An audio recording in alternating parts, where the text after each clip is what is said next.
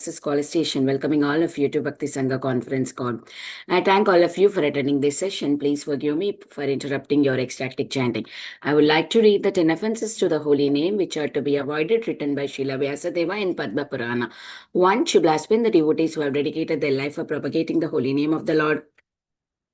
Second, to consider the name of demigods like Lord Shiva or Lord Brahma to be equal or to be independent of the name of Lord Vishnu. Third, to disobey the order of the spiritual master. Fourth, to blaspheme the Vedic scriptures or scriptures in pursuance to the Vedic version. 5, to consider the glories of chanting Hare Krishna to be an imagination. 6, to give some interpretation to the holy name of the Lord. 7, to commit sinful activities on the strength of the holy name. 8, to consider the chanting of Hare Krishna as one of the auspicious ritualistic activities which are offered in Vedas as fruitive activity karma kanda. 9, to instruct a faithless person about the glories of the holy name. 10, to not have a complete faith in chanting of the holy name and to maintain material attachment even after understanding so many instructions on this matter. It is also an offense to be inattentive while chanting. Every devotee who claims to be Vaishnava must guard against these offenses in order to achieve the desired success of Krishna Prema. Once again, I thank everyone for joining today's Bhakti Sangha conference call for Srimad Bhagavatam class. Before we move on to the session, may I know who all joined this morning? हरे कृष्णा विनीता गंधर्विका माता जी दंडवत प्रणाम शिला प्रभुपाद की जय गुरु महाराज की जय प्रीतिदासी from Charlotte. Hare Krishna. Hare Krishna, Priti Mataji, please accept my humble obeisances. All glories to Srila Prabhupada. Thank you so much, Mataji, for joining and giving your association every single day. Welcome to the call. Hare Krishna. Hare Krishna. Hare Krishna Mataji, please accept my humble obeisances. All glories to Srila Prabhupada, Shri Guru and Shri Gauranga and all the assembled devotees. This is Yashamati Priya Devidasi from Chicago, Illinois. Hare Krishna, Yashmati Mataji, please accept my humble obeisances. All glories to Srila Prabhupada. Very nice to have you back, Mataji. Welcome to the call. Hare Krishna. Hare Krishna.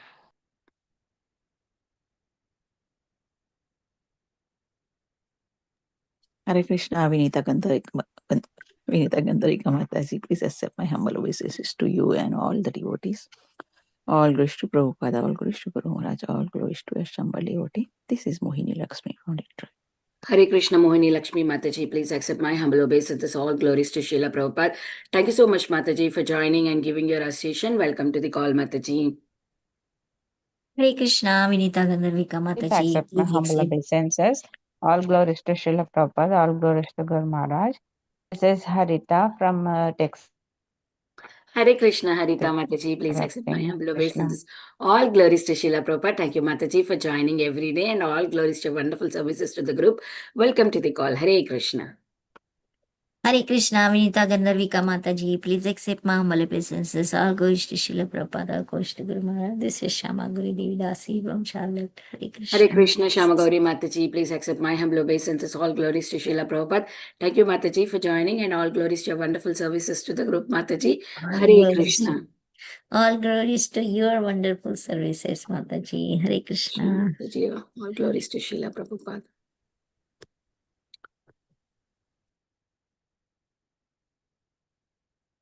Is there anybody who would like to introduce themselves?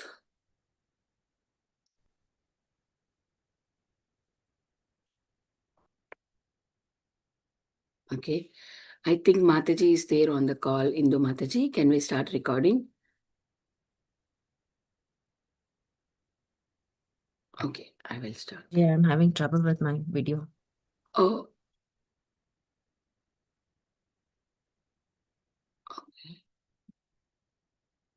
Hare Krishna, everyone. Welcome to Bhakti Sangha conference call. Today we are very fortunate to have Her Grace Savitri Mataji to enlighten us on the topic of Srimad Bhagavatam, 8th canto, 15th chapter, 1 to 17 verses.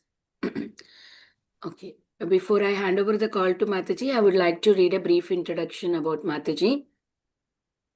Just give me a minute.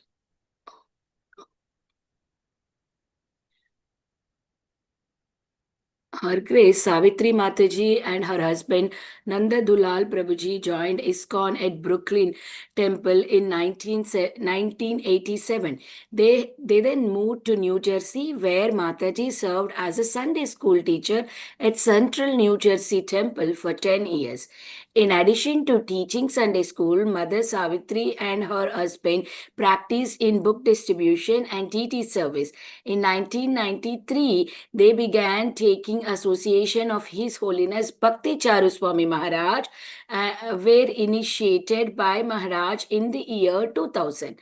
Mother Saraswati has served devotedly in Grihastha ashram, taking care of home and family life while serving the devotees of the Lord by giving almost constant classes on glories of Krishna consciousness. Mataji spent the Mataji has been spending last several years in Sridham Mayapur, serving and surrendering her life to her Gurudev, the devotees, and Gaurang Mahaprabhu's mission. And Mataji used to give classes before on Bhakti Sangha Forum, for especially mid-morning Chaitanya Charitamrita. We are very happy to have Mataji back here on the forum. Mataji, are you ready, Mataji? Yes, Hare Krishna. Hare Krishna, Hare Krishna, Mataji. everyone. Please accept my humble obeisances. All goes to Srila Prabhupada. Hare Krishna, Mataji. Hare Please accept Bol. my humble Are you obeisances. Shyama Gauri? No, Mataji. This is Vinita Gandharvika Devidasi. Hare Bol. Hare Bol, Mataji. Mataji, I don't see you on camera. You have an issue, or you would like to be? No, actually, today is the first day. I didn't know. I just turned it off because I was not sure. If you want, I can just casually. I was sitting. Yeah, I Mataji. was thinking to next week. I'm sorry, next means the next class. Okay. Okay. Okay, Mataji, whatever you like. Once again, please accept my humble obeisances. All glories to Srila Prabhupada. Thank you, Mataji, for joining and giving your valuable time and association this morning and enlightening us on the topic of Srimad Bhagavatam. Very happy to have you back again on the forum. Over to you, Mataji. Hare Krishna. Hare Krishna. Thank you, everyone, for joining us. This is Savitri Devidasi. We are now going to read from Amala Puran, Srimad Bhagavatam, Canto 8 and chapter 15. We are going to start the chapter 15. And today's class, several verses will be covered from 1 to 17. Om Ajnanatimirandhasya Jnananjarashalakaya Chakshurunmilitam Yena Tasmai Shri Guruve Namaha Shri Chaitanya Manobhishtam Stapitam Yena Bhutale Swayam Rupa Kadamayam Dadati Swapadantikam Vandeham Shri Guru Shri Yuta Padakamalam Shri Gurun Vaishnavamscha Shri Rupam Sagrajatam Sagana Raghunatham Vitam Tam Sajivam Sadvaitam Savdutam Parijana Sahitam Krishna Chaitanya Dev Shri Radha Krishna Padan Sahagana Lalita Shri Vishakhanvitamscha He Krishna Karuna Sindhu Dinabandhu Jagatpate Gopesha Gopika Kanta Shri Radha Kanta Namastute Tapta Kanchana Gaurangi Radhe Vrindavaneshwari Vrishabhanu Suti Devi Pranamami Hari Priye Vancha Kalpatarubhyascha Kripa Sindhu cha Patitanam Pavanibhyo Vaishnavibhyo Namo Namaha Shri Krishna Chaitanya Prabhu Nityananda Shri Advaita Gadadhara Shivasadi Gaur Bhakta Vrinda Hare Krishna Krishna Krishna Hare Hare Hare Rama Rama Rama Hare Hare Om Namo Bhagavate Vasudevaya Om Namo Bhagavate Vasudevaya Om Namo Bhagavate Vasudevaya. So I have a question. Should I read also the summary? Chapter 15? Maybe so. Should I read? Yes, Okay. Mataji. Okay, I can read the chapter summary. Okay. Bali Maharaj conquers the heavenly planets. This chapter describes how Bali, after performing his Vishwajit Yajna, received the benediction of a chariot and various kinds of paraphernalia, for with which he attacked the king of heaven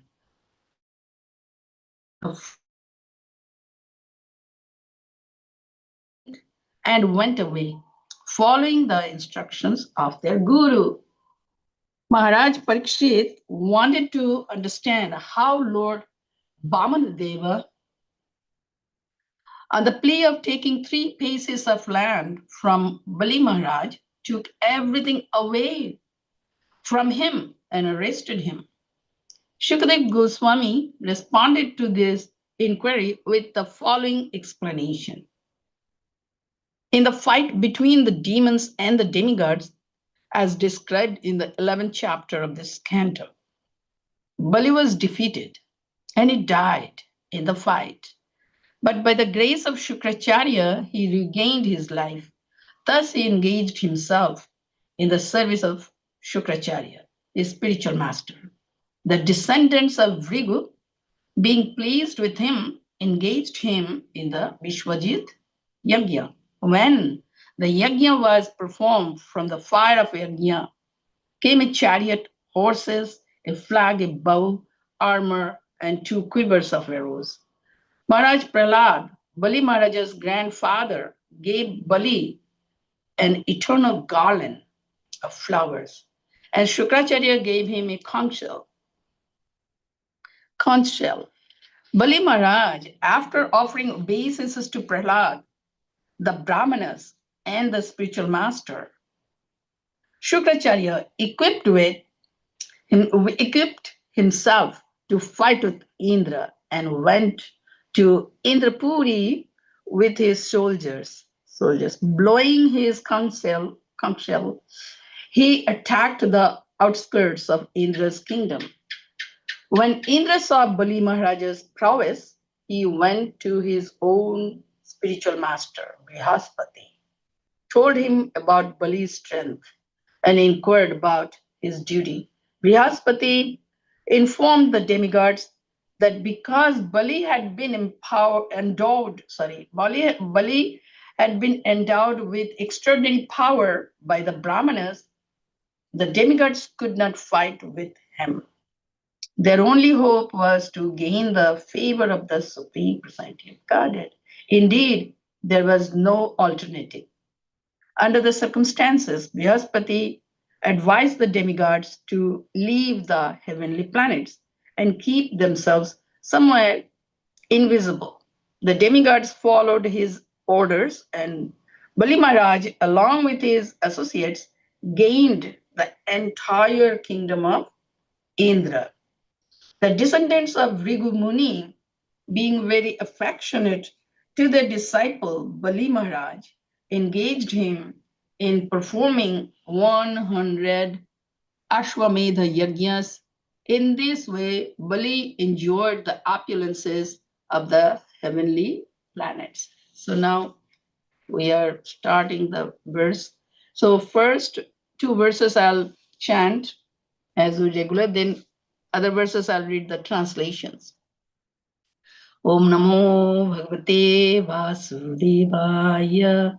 Om Namo Bhagavate Vasudevaya. Om Namo Bhagavate Vasudevaya. Krishna Krishna Avtare Srimate Bhaktichar Swami Snigdha Jeta Supranita Bhaktinachara Sapradam Prabhupada Katapana Naumi Bhakticharu. Texts 1 and 2. Shri Raju Vacha Bale Padatrayam Bhume Kasmadhari Ayachata Bhuteshwara Kripana Vallabdhartopi Babandha Tam Etad Viditumicchamo Mahat Kautuhalam Hina Yajneshwarasya Purnasya Bandhanam Chapyanagasa. Word for word meaning. Shri Raja Vacha, the king said, Balehe ab Bali Maharaj. Padatrayam, 3 steps. Bhumehe, of land. Kasmat, why? Harihi, the Supreme Personality of Godhead in the form of Vamana. Ayachata, begged. Bhutva Ishvaraha, the proprietor of all the universe. Kripanavat, like a poor man.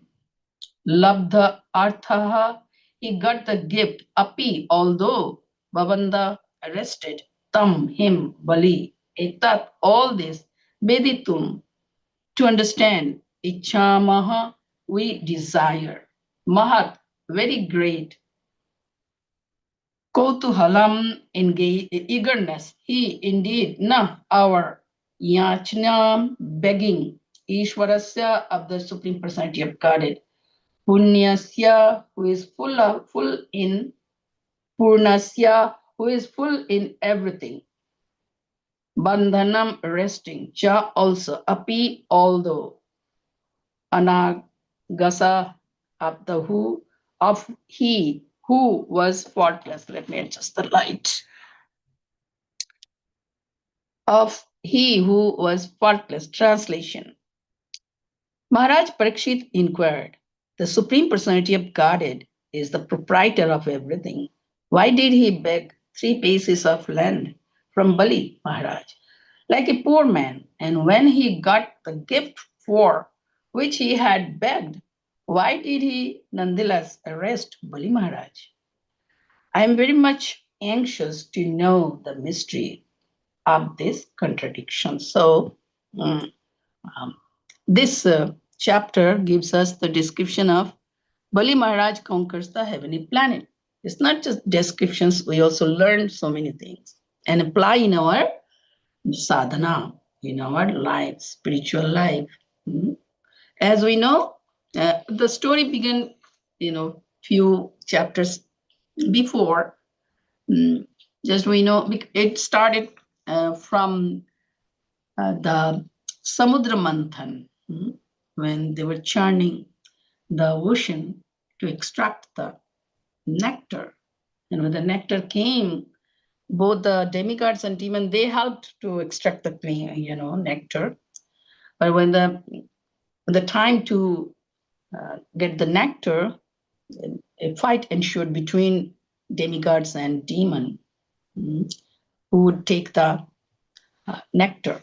So we know at that time, Lord Sri Krishna, the Supreme Personality of Godhead, took Mohini Murti, and he deceived the demons. He deceived the demons, and he gave the nectar to the demigods. He induced them to drink nectar, and they became very powerful. And when in the battle, the demons were defeated. And in the battle, we know Bali Maharaj was killed. As we know from the summary, Bali Maharaj was killed. But Bali Maharaj, although was killed in the battlefield, but by his spiritual master Shukracharya's Sanjeevani mantra, Shukracharya was able to brought him into a new life, gave him the new life. So after that, Bali Maharaj took initiation from Shukracharya. He was their Kula Guru, and he dedicated his life to the service of Shukracharya. So he was very faithful disciple of Shukracharya. So the chapter begins with a question by Maharaj Parikshit. As we know, in the chapter 13, the Bali Maharaj gave a gift of 3 pieces of land to Lord Vishnu. So here the demigods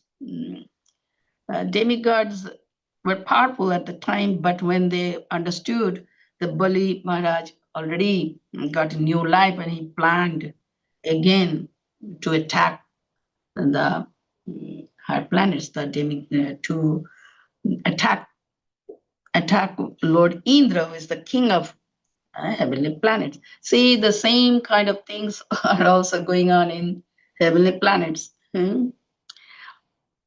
Means the war, sometimes one party wins, sometimes another party wins. Perpetually it is going on. Same thing. So within the material existence, there's no place is free from trouble. Generally mass people think that heavenly planets are the spiritual world. Actually, no. Heavenly planet is not the spiritual world. Still within the material creation, but only by studying Bhagavad Gita as it is and Srimad Bhagavatam, we understand properly what is what. There's a spiritual sky, there's material creation, spiritual creation. In details, we understand. Details are given in Chaitanya Charitamrita. So later, by the favor of the descendants of Bhrigumani, means Brahmana, the Shukracharya, Bali Maharaj became powerful because they did the Vishwajit Yajna. We are going to read that one. And then they defeated also, Bali Maharaj defeated Indra. And Indra and other demigods had to leave the high planets, the heavenly planets. Now, Lord Vamanadeva wanted to favor the demigods. He wanted to give their kingdom back to them, Lord Indra. So that was the plan of Vamanadev, Lord Vamanadev, or the Supreme Personality of Godhead. So he came to the arena of sacrifice of Bali Maharaj, where he was doing different 100 yajna, Ashwamedh yajnas. There he appeared and he begged some alms from Maharaj Bali. So that was the question. Why he begged? Because he is the proprietor of everything. The Supreme Personality of Godhead is the proprietor of everything. Why did he beg 3 paces of land from Bali Maharaj? Like a poor man. And when he got the gift for which he had begged, why did he nonetheless arrest Bali Maharaj? I'm very much anxious to know the mystery of these contradictions. Being a Supreme Personality of Godhead, he acted like a beggar. This is contradiction. The point is, Supreme Lord has innumerable mystic potencies. By the mystic potencies, he does everything in such a way that it is beyond of our comprehension. But whatever he does, it does for our benefit. For our benefit, whatever he does, he acts very unexpectedly, very wonderfully. So we can go on glorifying the different transcendental pastimes, transcendental activities of the Supreme Lord. That is the point, mystery. Then another is, why did he arrest Bali Maharaj? Generally, we see by this act of Sri Vamanadev, Bali Maharaj achieved all misfortune. No. To make him most fortunate, Lord Vamanadev enacted these pastimes. He made him completely humble and surrendered in every way possible. As Bhagavad Gita also says that, Tameva sharanam gaccha sarva bhavena bharata tat prasadat param shanti sthanam prapshasi. Means we have to take shelter of Lord in every respect, everywhere. Not a grain of surrender means something would be left to be surrendered. Every particle should be surrendered to Lord. Our body, mind, intelligence, speech, thoughts, ideas, mental activities, consciousness, our abilities are in our senses, everything must be surrendered to Krishna. So for that reason, he demonstrated. So I'm going now one by one, verses translation only. So in the beginning, we just explain a little bit. Text 3. So in the text 3, the answer began from text 3 because Parikshit Maharaj asked 2 questions. Shukdev Goswami said, O king, when Bali Maharaj lost all his opulence and died in the fight, Shukracharya, descendant of Bhrigumani, brought him back to life. Because of this, the great soul Bali Maharaj became a disciple of Shukracharya and began to serve him with great faith, offering everything he had. Text 4. The Brahmana descendants of Bhrigumani were very pleased with Bali Maharaj, who desired to conquer the kingdom of Indra. Therefore, after purifying him and properly bathing him according to regulative principles, they engaged him in performing the yajna known as Bishwajit, so special kind of yoga. Here is one difference there. Bali Maharaj, we know they're demons, right? Prahlad Maharaj was born in a demonic family. But they're not the same kind of demons to nowadays demons. Today the demons, they're atheist. They don't accept the scriptures, don't accept any authorities. They're demons, higher authorities. But Bali Maharaj was not like that. He was under the instruction of guidance of his spiritual master. And he also knew the scriptures, that he was not all in all. He needs higher power, the blessings of demigods, higher power, spiritual master, yes, blessings of the Supreme Lord and demigods also. They knew that they were not all powerful beings. Here now, people easily claim, I'm God, you are God, everyone is God, although they don't have any godly power. Anyway, so Vishwajit Yajna made him very powerful. Text 5. When ghee, clarified butter, was offered to the fire of sacrifice, there appeared from the fire a celestial chariot covered with gold and silk. Also appeared yellow horses like those of Indra.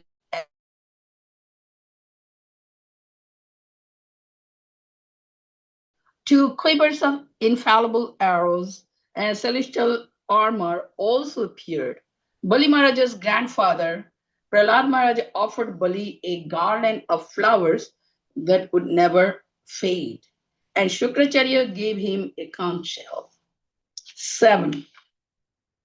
When Maharaj Bali had thus been performed the special ritualistic ceremony advised by the Brahmanas and had received by their grace the equipment for fighting, he circumambulated the Brahmanas and offered their obeisances. He also saluted Prahlad Maharaj and offered obeisances to him. It seems that, although they're demon class, demons, but they're so cultured from modern, highly cultured.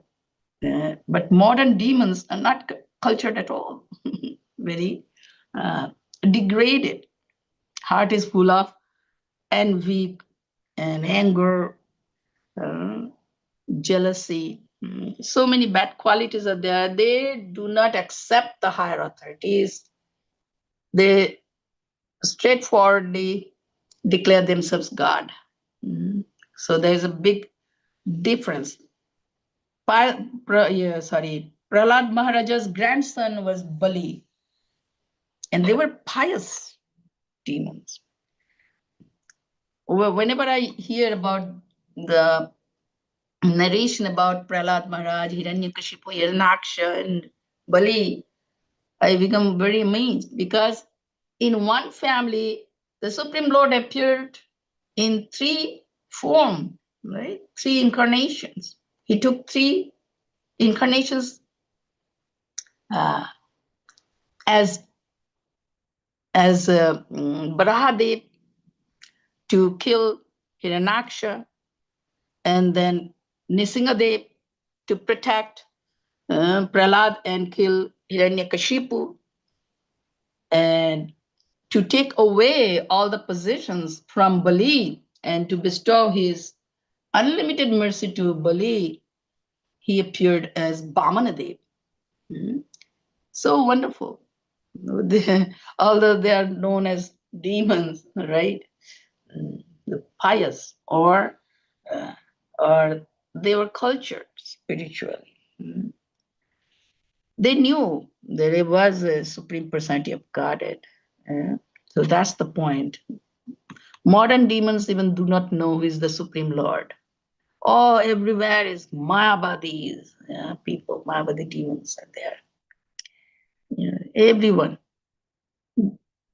I mean to say most of the demons, Mayavadis, means they declare we are all Brahman, all means supreme.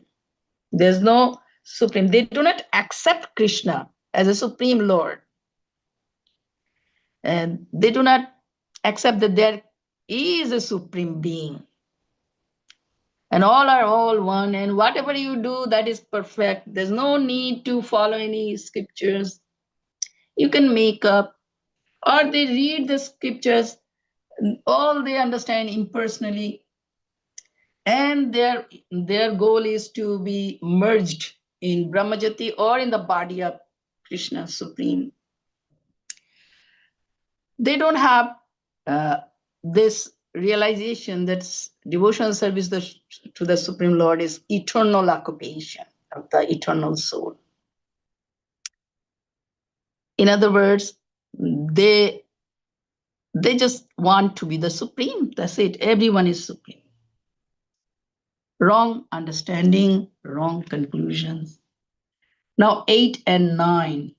Then after getting on the chariot given by Shukracharya, Bali Maharaj, decorated with nice garland, put protective armor on his body, equipped himself with a bow, and took up a sword and quiver of arrows. When he sat down on the seat of the chariot, his arms decorated with golden bangles, and his ears with sapphire earrings, he shone like a worshipable fire. Yajnas were also so perfect, from yajna, so many auspicious things came. And Prahlad Maharaj also gave him blessings by offering a garland which would never fade, eternal, fresh, ever fresh. So in this way, we're understanding that he was properly equipped himself with bow, sword, and quiver of arrows, and sat on the seat of a chariot, arm decorated with gold, and everything was made of gold.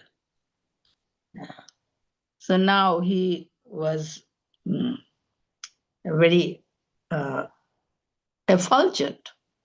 He looked like worshipable fire. Yes, he was it's called endowed with so much blessings and powers. Now 10 and 11. With his own soldiers and the demon chiefs who were equal to him in strength, opulence, and beauty, they appeared as if they would swallow the sky and burn all directions with their vision.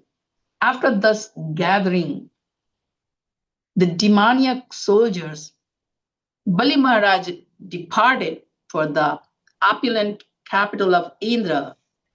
Indeed, he seemed to make the entire surface of the world tremble. Such extraordinary power. Right?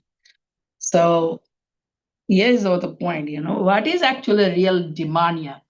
when we deny the higher authorities, and when we deny the spiritual master's role in our lives. So that is real demania. Many times, people ask me one question that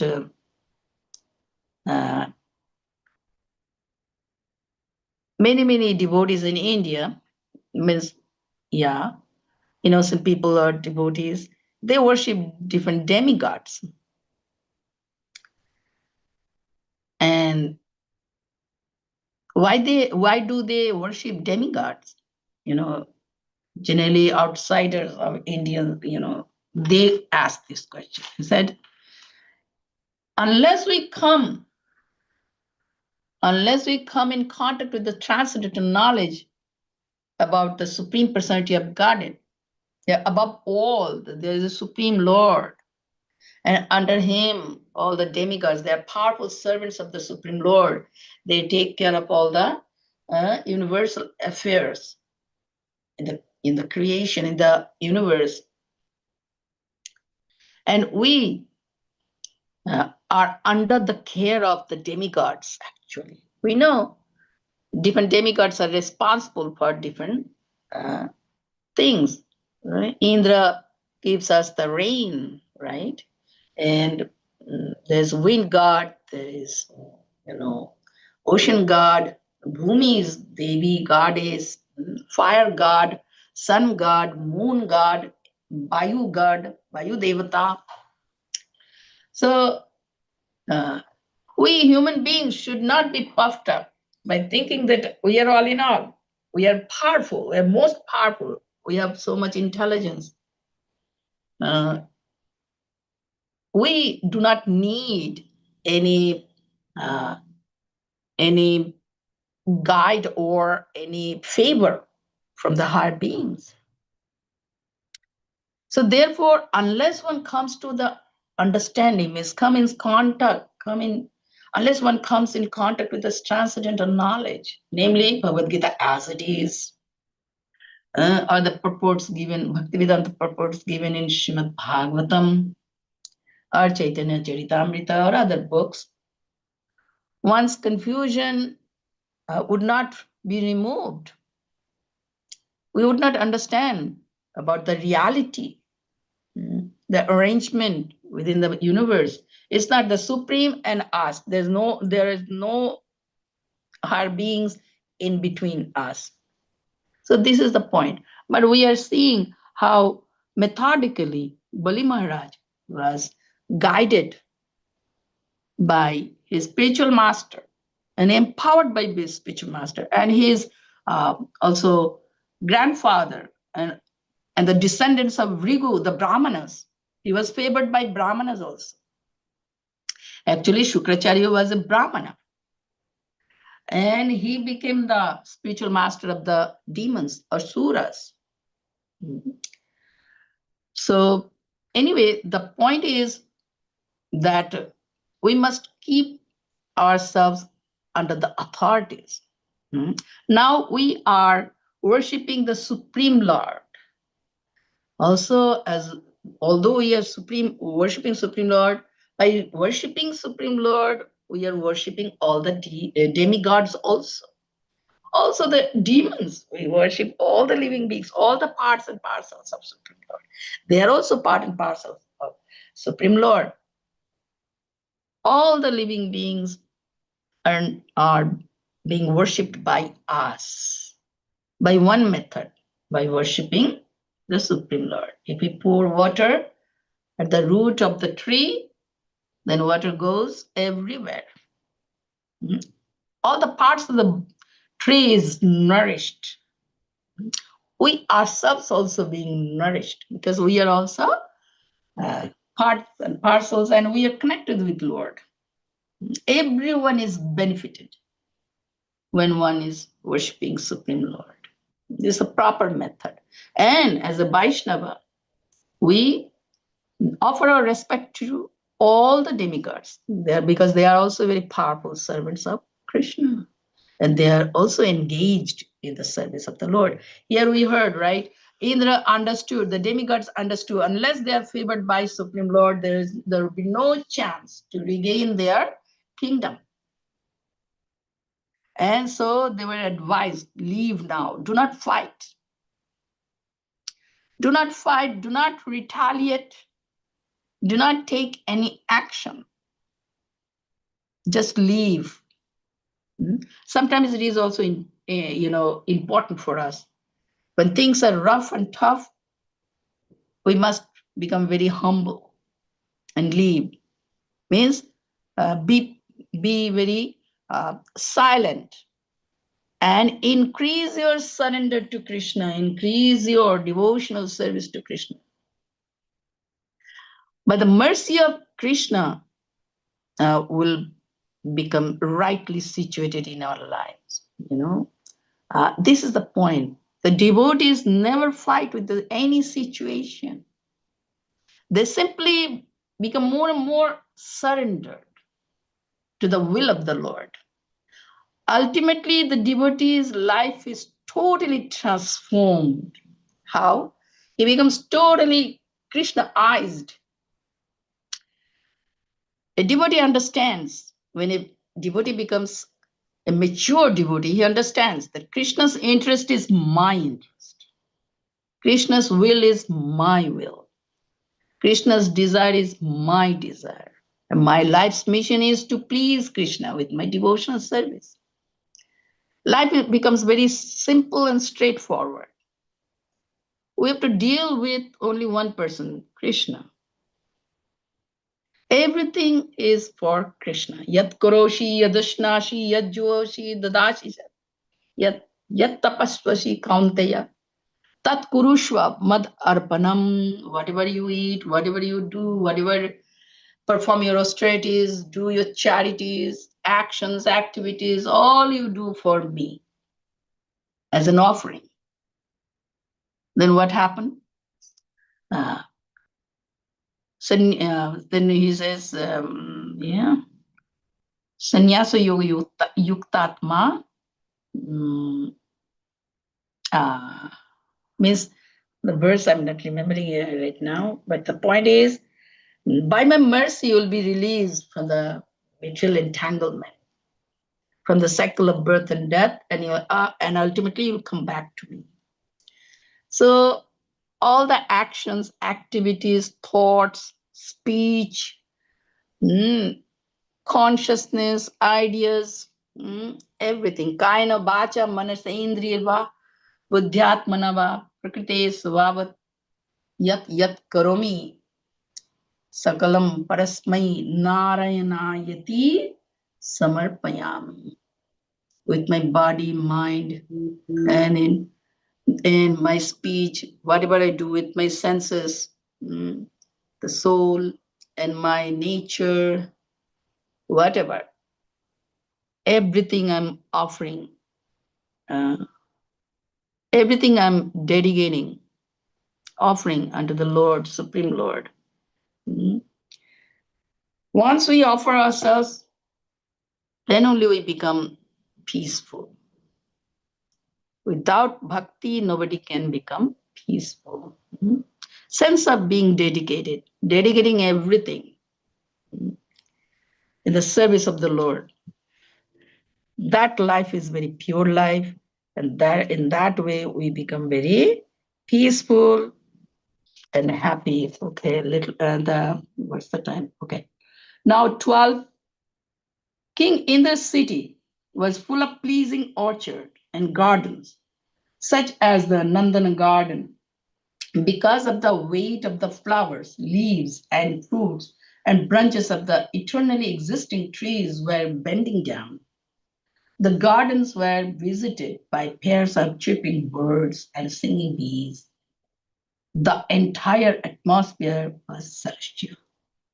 So we are hearing about the description of higher planets, right? Nandan Kanan. If the residents of higher planets, they have higher state of consciousness than us. Their mind, their words, their conscious are much more purified than us. The more consciousness is more purified and becomes more and more subtle and refined, very fine and very subtle.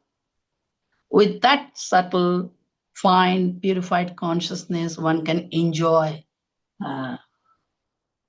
very much. In this, with this body, we want to enjoy, but how much we can enjoy? Because body would not allow us to enjoy. It's limited. How much we can eat, how much we can sleep. Everything is limited. But higher planets, they have higher level of enjoyment because their consciousness is much more developed and fine and purified. And when the consciousness is completely spiritual, completely pure, with that pure consciousness, we can enjoy life eternally. That is going on in the spiritual world. So now 13, beautiful women protected by the demigods sorted in the gardens, which had lotus ponds full of swans, cranes, chakrabakas, and ducks. 14, the city was surrounded by trenches full of Ganges water, known as Akasha Ganga, and by a high wall, which was the color of fire. Upon this wall were parapets for fighting. 15, the doors were made of solid gold plates, and the gates were excellent marble. These were linked by various public roads. The entire city had been constructed by Vishwakarma. Indrapuri, we are hearing the description of Indrapuri. Now 16, the city was full of courtiers, wide roads, assembled houses, and not less than 100 million airplanes. Wow. The crossroads were made of pearl, and there were sitting places made of diamond and coral. How wonderful. Srimad Bhagavatam is giving us the information about the Indrapuri, description of Indrapuri. We are learning by sitting here. Now 17, everlastingly beautiful and youthful women who were dressed with clean garments glittered in the city like fires and flames. They all possessed the quality of Shyama. Purport. Srila Vishwanath Chakravarti Thakur gives a hint of the quality of the Shyama woman. Shita kale bhavid ushna, ushma kale su sitalaha, stanau su kantinau, yasam, tah Shyama parikirtita. A woman whose body is very warm during the winter and cool during the summer, and who generally has very firm breasts is called Shyama. So, why the description of the Shyama women? Because they're all auspicious, not like today's ladies, hair is loose, wearing plastic things, plastic ornaments, pants and shirt. But in South India, the culture was so wonderful, intact. I don't know about today's situation. We grew up seeing the South Indian girls and women wearing silk. Silk is very auspicious garment. Silk skirt or silk saris, hairs nicely tied, and decorated with flower garland, wearing golden, necklaces, earrings, and bangles, jewelries. Jewelries are very auspicious, gold jewelries, actually. Very neat and clean, very beautiful, nicely decorated faces, nicely decorated. When you see the girl with all, nicely decorated with the auspicious items, silk saris, and flowers on the head, and the hair is nicely, what is called, beni, made of beni and decorated. And jewelries are on body, gold jewelries, that gives everyone's mind a peace, a calm. A lusty desire doesn't come by seeing the devis, means, ladies as a demigoddess. Compared to the today's women, especially, loose hair is so inauspicious. And wearing no jewelry, no golden jewelries.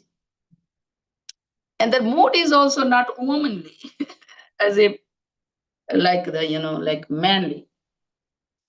They're here to work like men, achieving this or that, like that.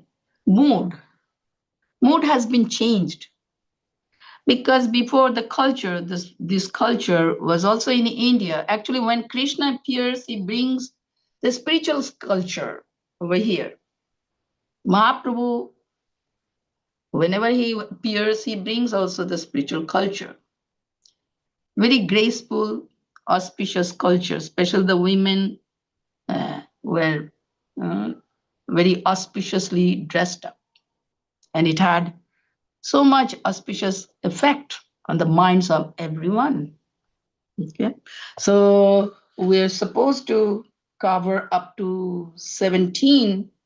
So we discussed about it. So I don't know up to what time we can, do. So thank you so much. Thank you very much.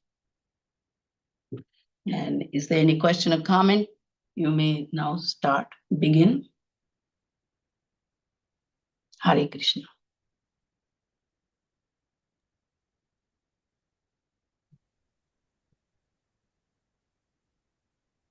Hare Krishna, Hare Bol. Mataji. Thank you so much, Mataji, for this wonderful class. So it was, yes, of course, as you said, previously, women were very, means like the dressing sense was really very auspicious. So they were tied up hair and oil.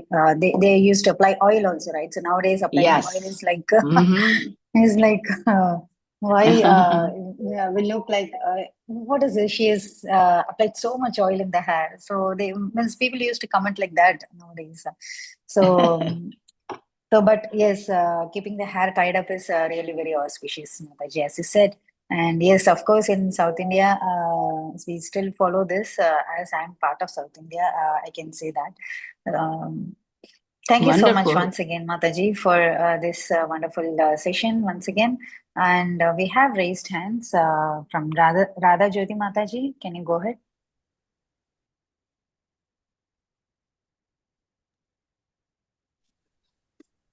Can you hear me, Mataji? Hare Krishna. Yes, now we can hear I can. Mm-hmm. Krishna, Mataji. Hare Krishna. Please accept my humble obeisances at dust of your lotus feet. Mataji, my question is a little bit different from the session. My question is how we should engage our fear in devotion. Fear about what? Say we have a fear of losing our spirit of, we have an enthusiasm, but sometimes we are not able to cultivate that enthusiasm. Say we feel that okay, today I'm not able to optimize my enthusiasm, so at that time we have a fear like we are not able to perform what capacity we have given to that, we are not able to match. Though I have a capacity, I'm not able to match my own capacity to serve.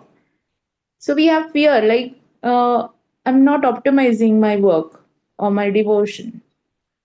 So Okay, these are two topics. No. What means your desire to optimize your devotion service is one point. Fear is another point. Fear is one of the elements of material life, isn't it? Principle of material life. What are those? Eating, sleeping, mating, and fearing. As we progress in spiritual life, these all four, which is required to keep the body and soul together, but we minimize, and many items we just completely give up. Eating, sleeping, mating part completely, and eating, sleeping also become less and less as we become more and more enthusiastic and purified in our spiritual life by practicing spiritual activities, sadhana bhakti. And fear can be also this way, will be minimized, then will be gone.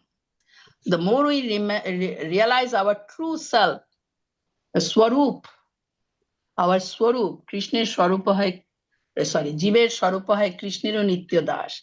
I am soul.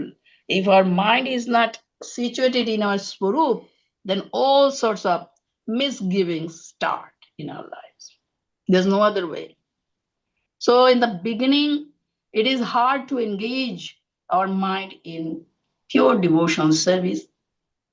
But this is the only way we have to practice. Practice means trying hard. Understanding this will save me from perpetuating my stay in this material world.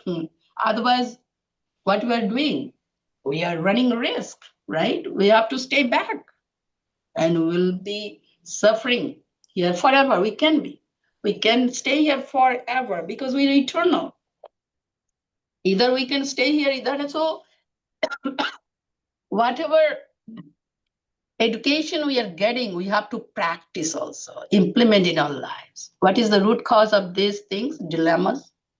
Because we are not seriously doing. Okay, serious thing, even small, is more valuable than but just for showing I'm doing for other purposes.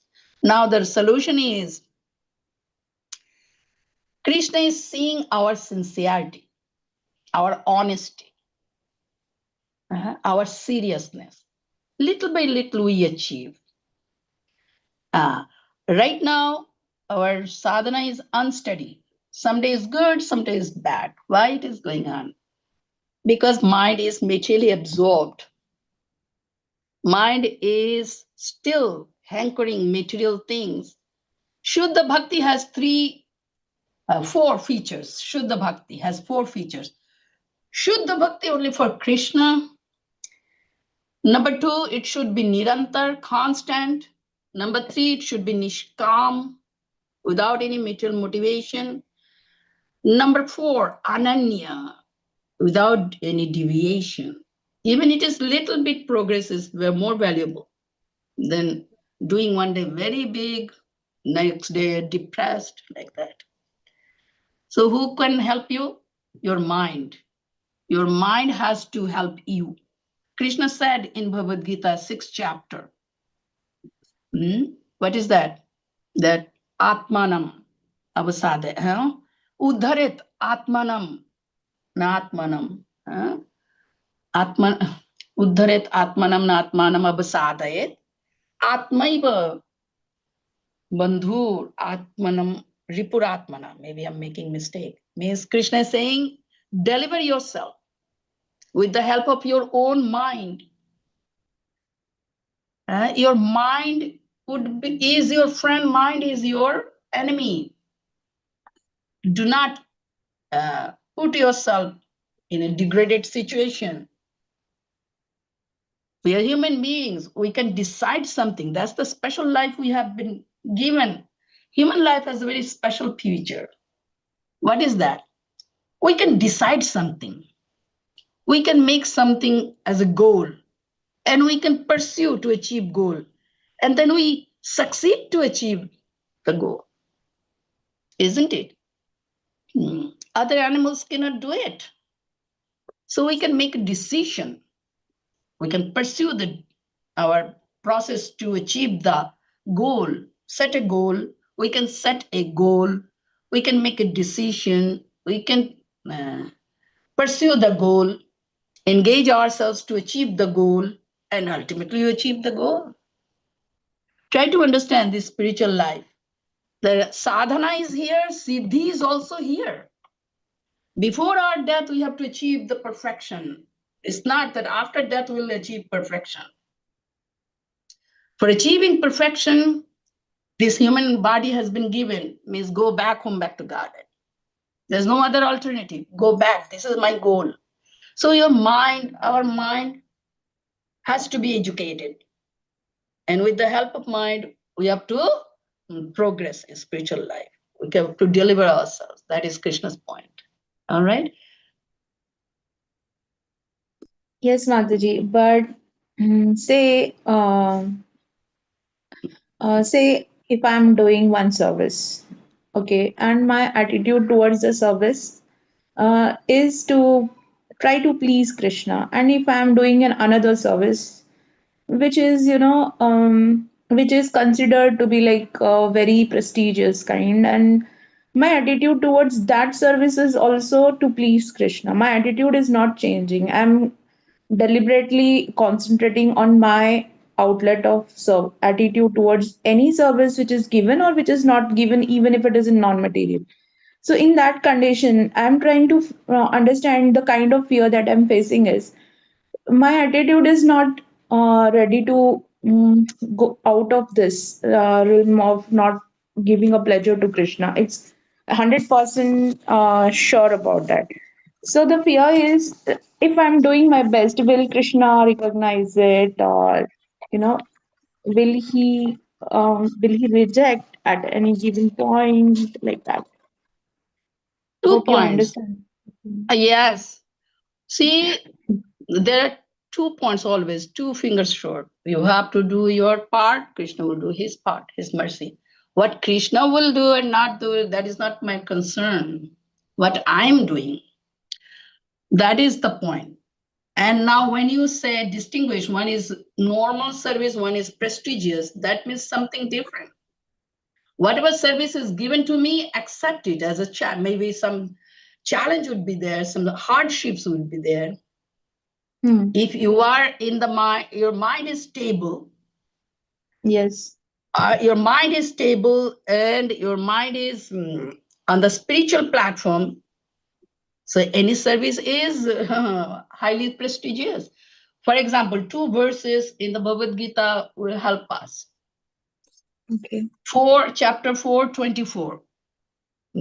What is that? Brahmarpanam, Brahmahavir, Brahmagno, Brahmanahutam, Brahmaiva, Yanagantebhyam, Brahma Karma, Samadhina.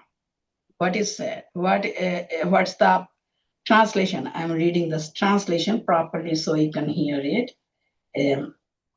24.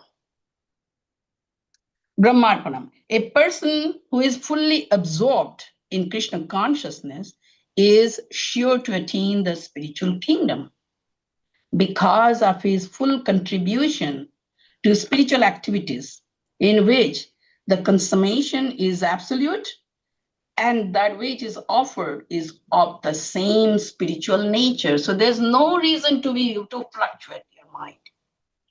And it is also not proper. In one service, I'm doing it for the pleasure of the Lord. No, sir. Your whole existence is for the pleasure of the Lord. You have dedicated your body, mind, speech, words, and consciousness, everything for the pleasure of the Lord. First thing is first. You surrender yourself completely. And with that mood, you perform your duties. And definitely everything will be the same absolute nature. Another verse from 17th chapter, 26 and 27. That is also same point Shri Krishna is speaking. That means Om Tat Sat, for the service of the Lord, the mantra given by Krishna is Om Tat Sat. I'm offering everything to Lord for his pleasure. When we accept the Supreme Lord as the Where is that? Let me find that so you can, yeah, I can speak that. Yeah, that is 26 and 27, 17th chapter. Very beautiful verses, 2 verses.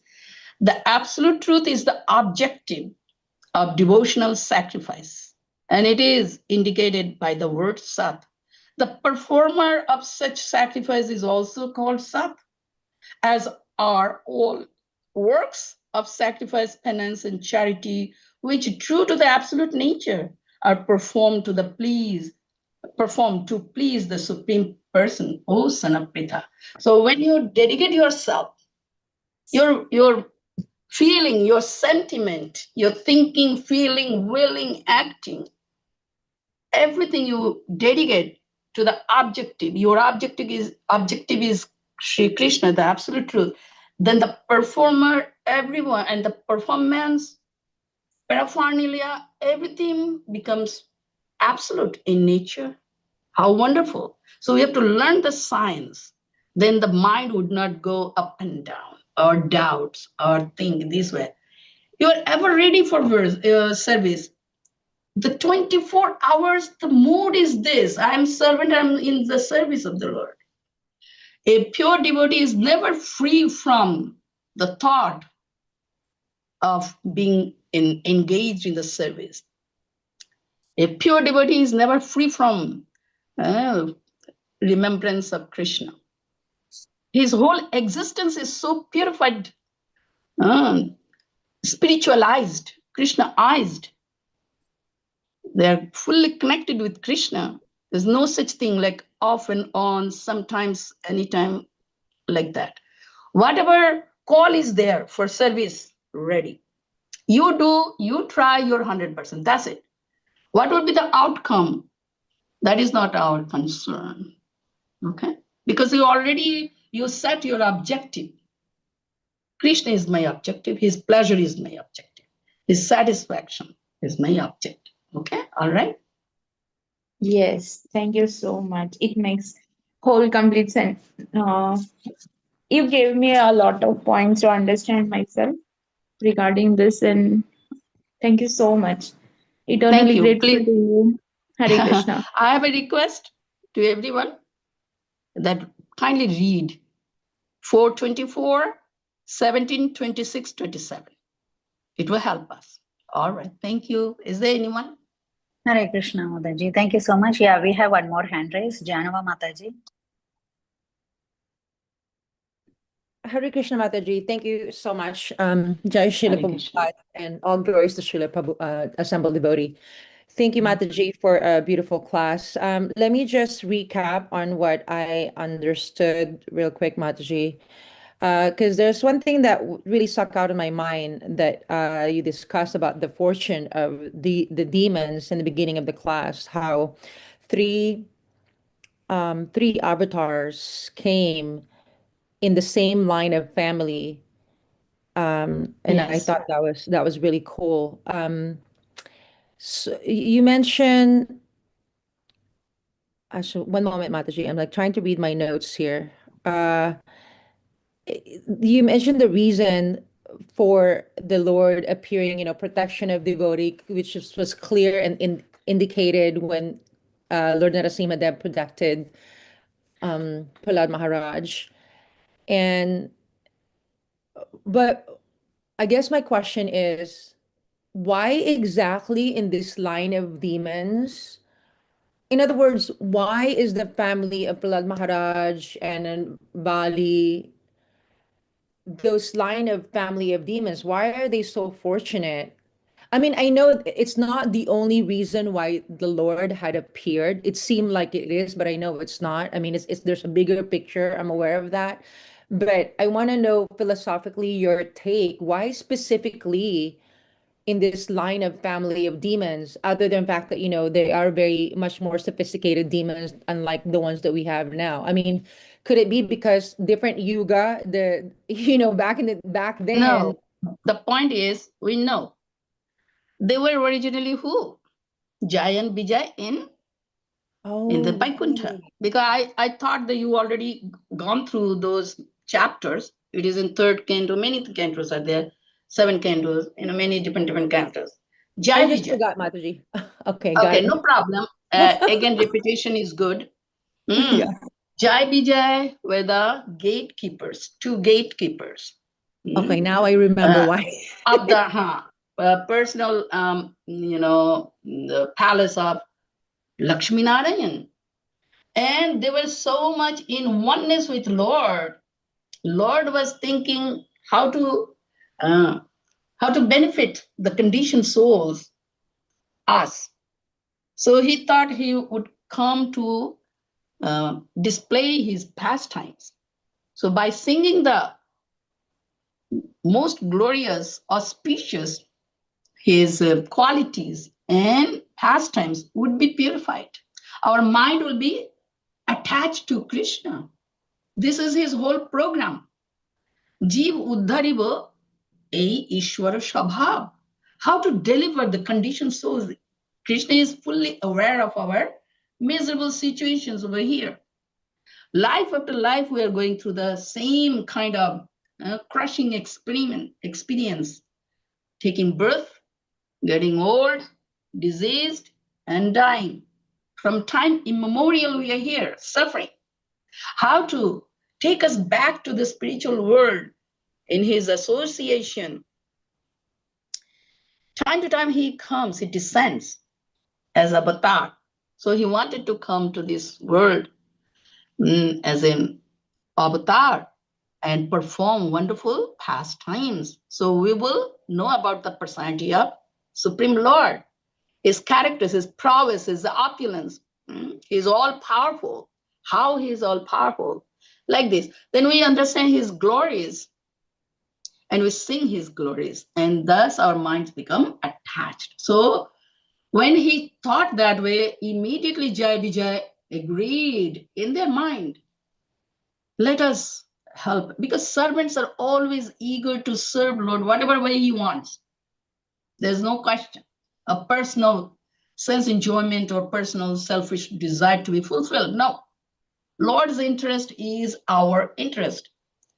Immediately they thought, let us help Lord.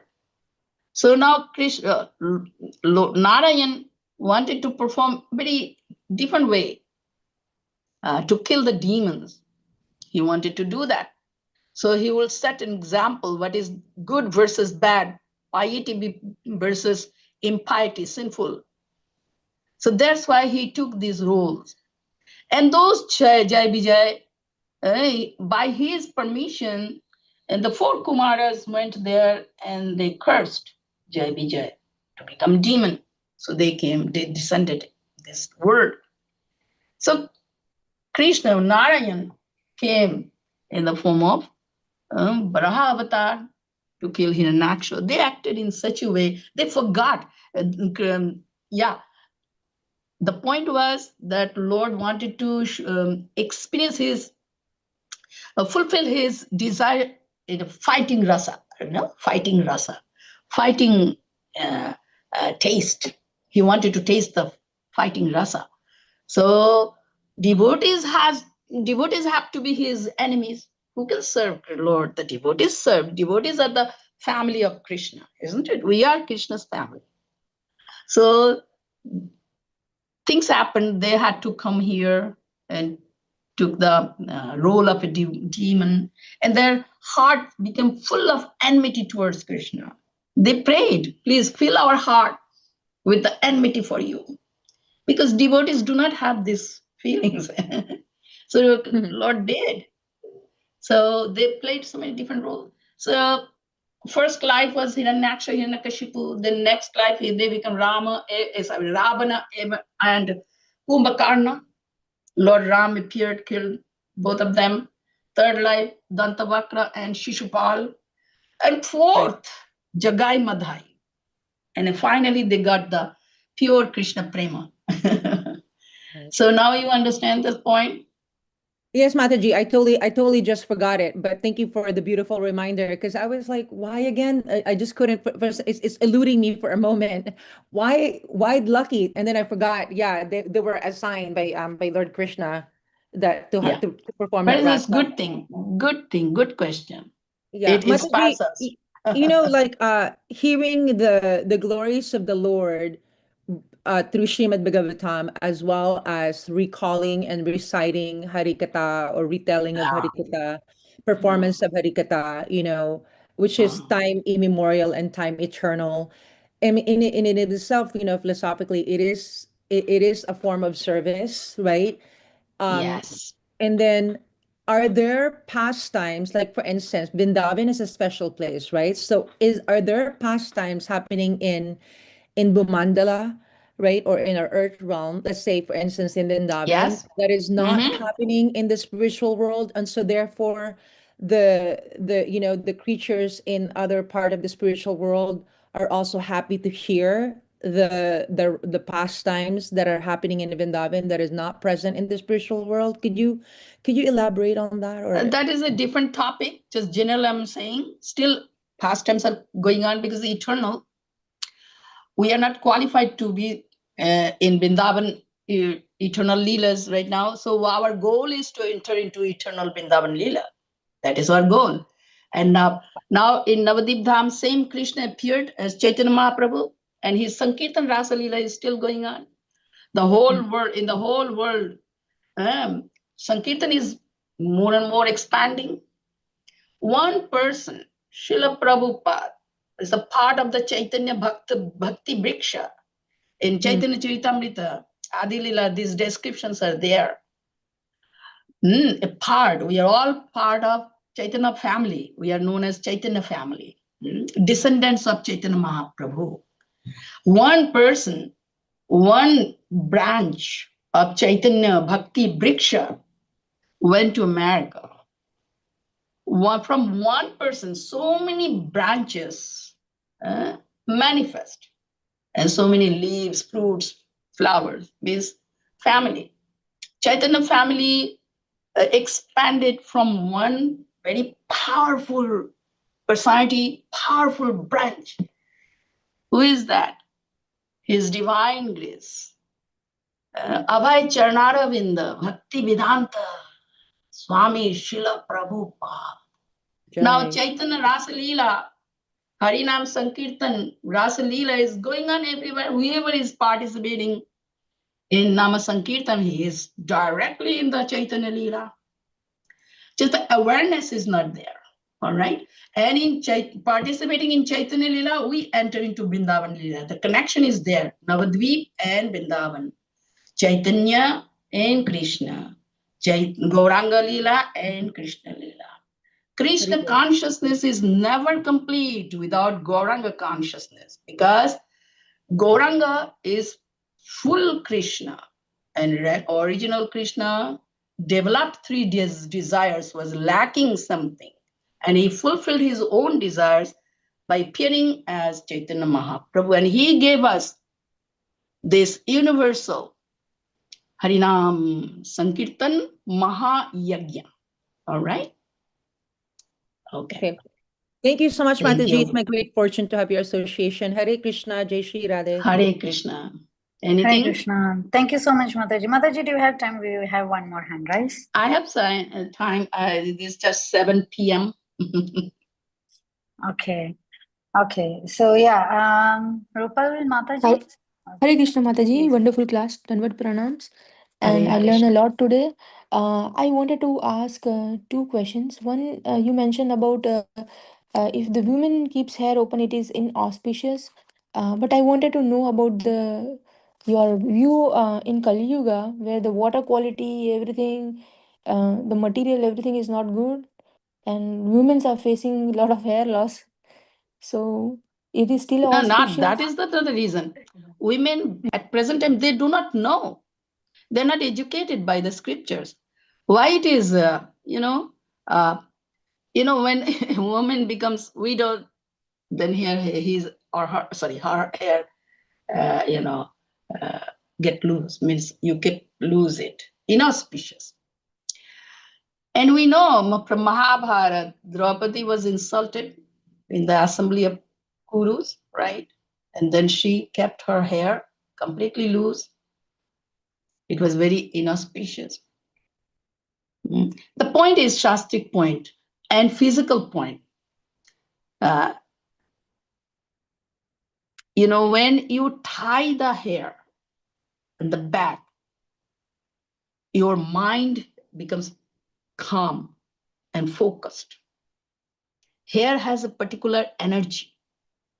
When energies are together, tied up, your memory power increases, and means auspicious, inauspicious means spiritual advancements become easy. All the Devis, they have hair nicely tied and braided, and decorated with so many flowers, like Radharani's hair we see, and Ashtasaki's hairs we see nicely braided and flowers, so beautiful, auspicious. And when you lose your hair, you look like, how I should not use those words.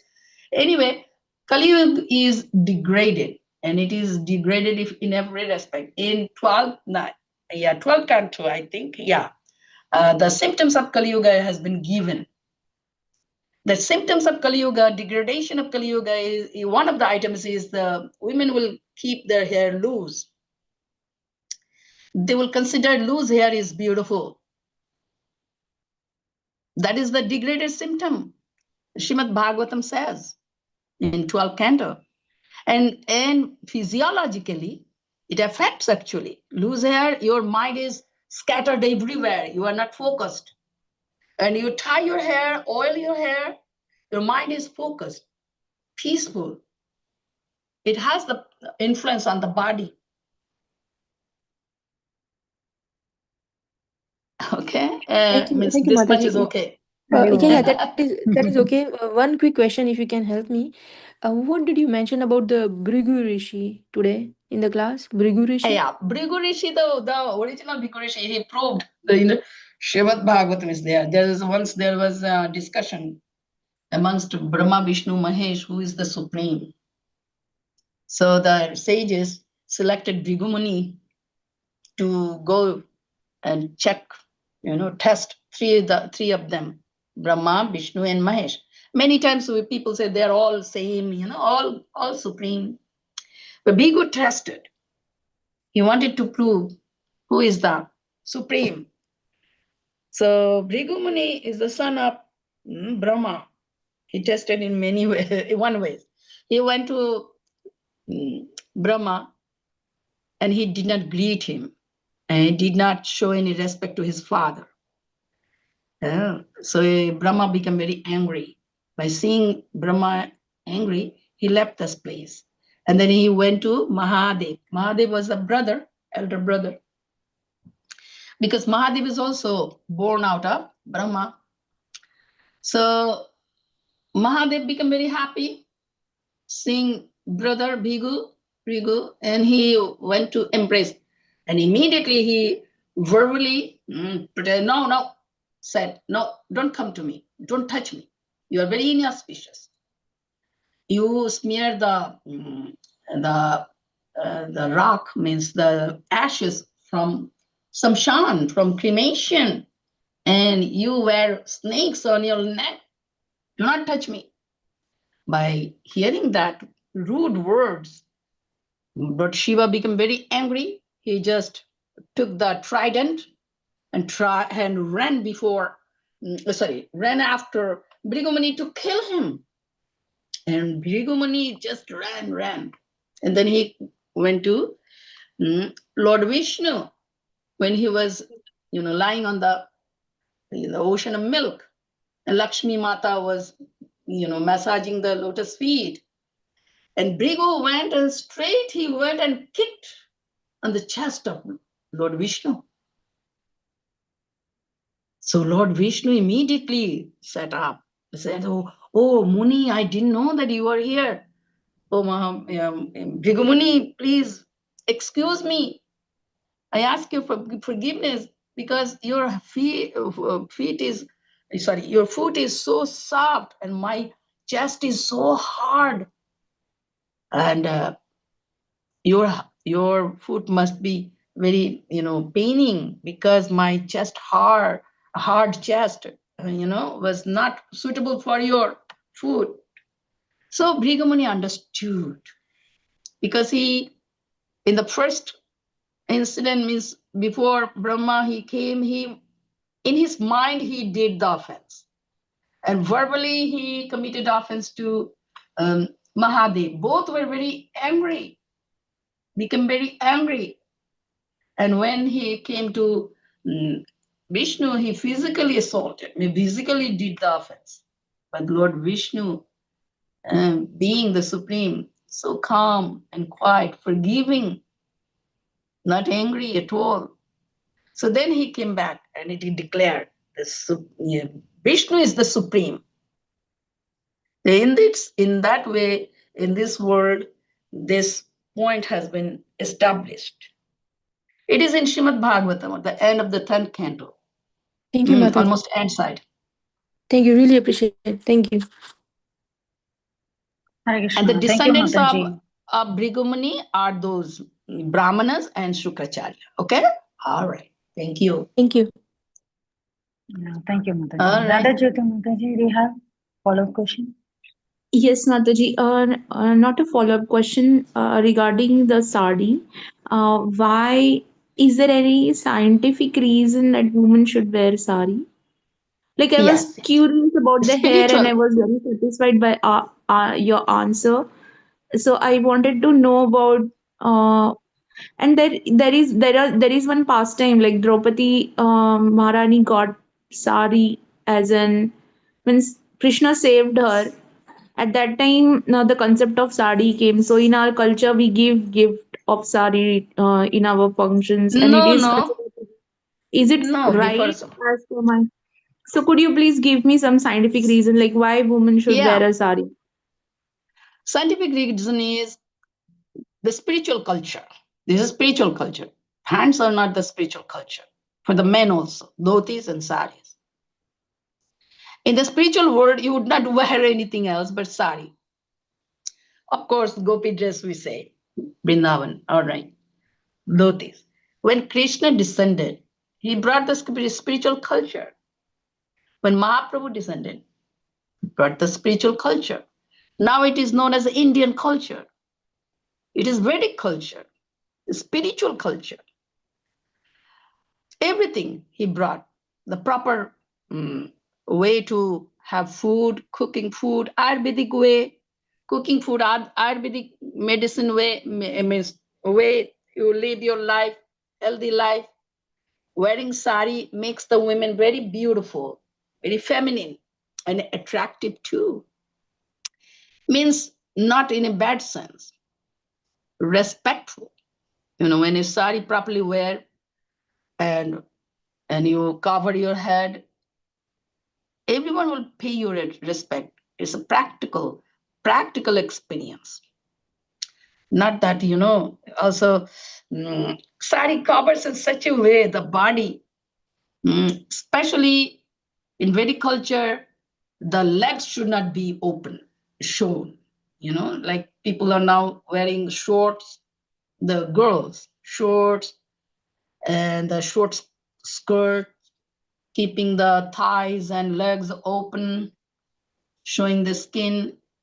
It disturbs the minds of the boys or men. Low cut kind of things. Scientific. A girl puts herself in a harm's way. Nobody will respect, will see as a object of their enjoyment. Sari has different feeling, effect. Now girls in India also giving up sari in the name of practicality. Anyway, things have changed. Now we may not fulfill all the requirements, but we can change our consciousness and go back home, back to God. This is the point now. Why I said these things? Because in the Bhagavatam, so I just related. Still, we have to understand the main point. Change your consciousness, engage yourself in the pure devotional service, develop your pure Krishna consciousness, go back home, back to Godhead. All right, I think it is all. All right. Yes, Mataji. Thank you. But what about the feet? Yeah, one more clarification I need. I heard that a woman's feet is not means nobody should see woman's feet.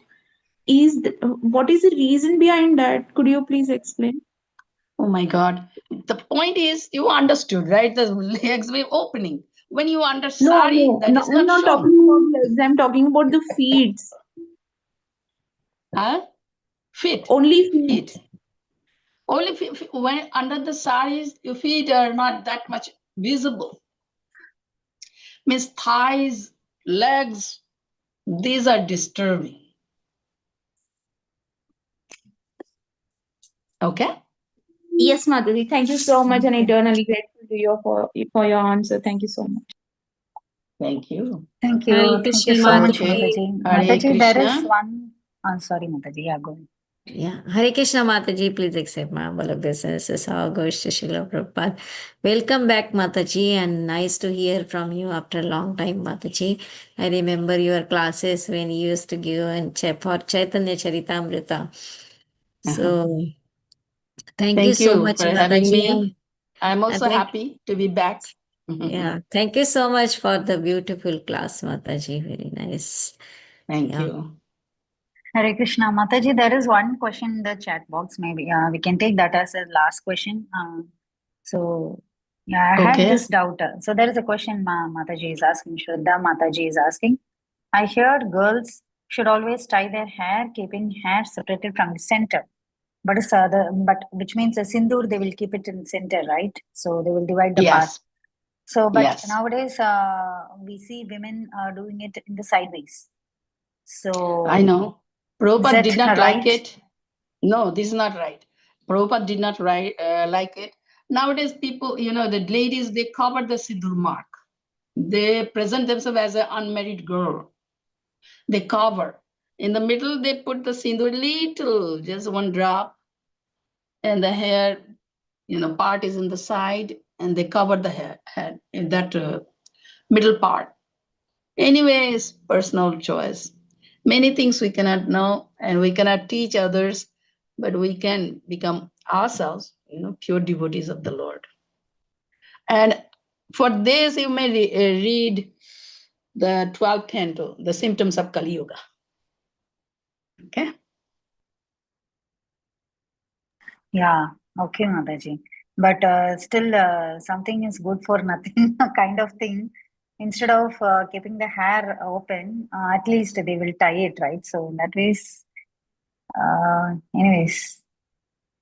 It's Okay, personal so choice. Anyway. yeah.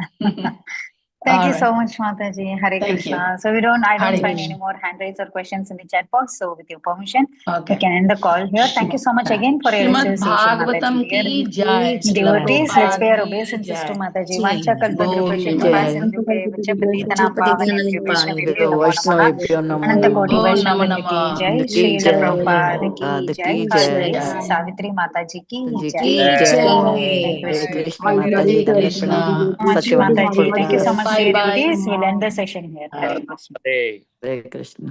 Radhe Radhe Shyama Gauri Mataji, you can end the call. Radhe Radhe